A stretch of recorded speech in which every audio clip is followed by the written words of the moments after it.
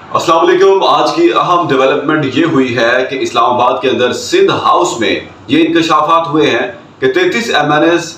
Ruling party के वहाँ पर मौजूद हैं और उन 33 MNAs ने हुकूमत को छोड़ने का ऐलान भी कर दिया है और इसकी खबरें भी आ रही हैं। और ये भी कहा जा रहा है कि बासित खान है उसके अंदर, ख्वाजा शिराज उसमें शामिल हैं, नवाब शेर वसीर शामिल हैं, इसके अलावा राजा रियाज शामिल हैं और इसके अलावा भी और जो है ख़वातीन अरकान असम्बली वो भी शामिल हैं, जिनमें एक वजिया अकरम है, उनका नाम भी लिया जा रहा है कि उन्होंने खुद को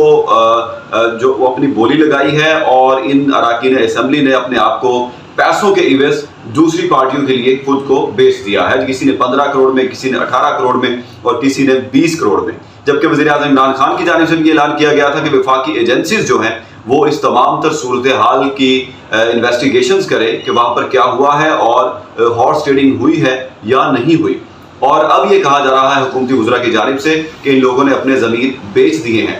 ये MNAs हैं, इनमें से 28 को कहा जा रहा है कि वो नून लीग के साथ शामिल होने जा रहे हैं और इसके अलावा 8 MNAs जो हैं वो पीपल्स पार्टी के साथ जा रहे हैं और 5 MNAs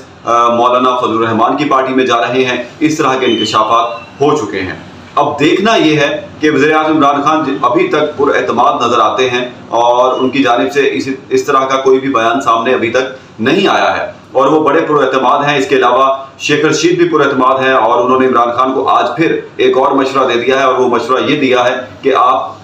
सिंध में गवर्नर राज नाफिज कर दें। फवाद चौधरी ने उसी तरह जिन वज़रा के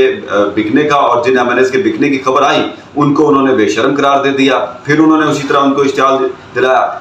हुकूमती वज़रा की जानिब से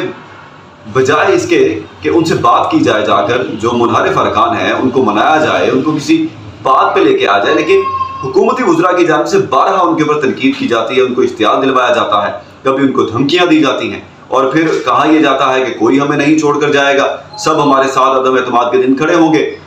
तो ये कैसे मुमकिन होगा जब वज़ीर-ए-आज़म इमरान खान भी खुद किसी के पास चलकर नहीं जा रहे, मुनहरिफ अरकान को नहीं बुला रहे, उनसे मुलाकातें नहीं कर रहे, उनके चैम्बर में जाके उनको मनाने की कोशिश नहीं की जा रही, उनके तहफ़्फ़ुज़ात को दूर करने की कोशिश नहीं की जा रही। तो फिर किस तरह ये लोग दोबारा इमरान खान के साथ खड़े होंगे अदम एतमाद वाले दिन?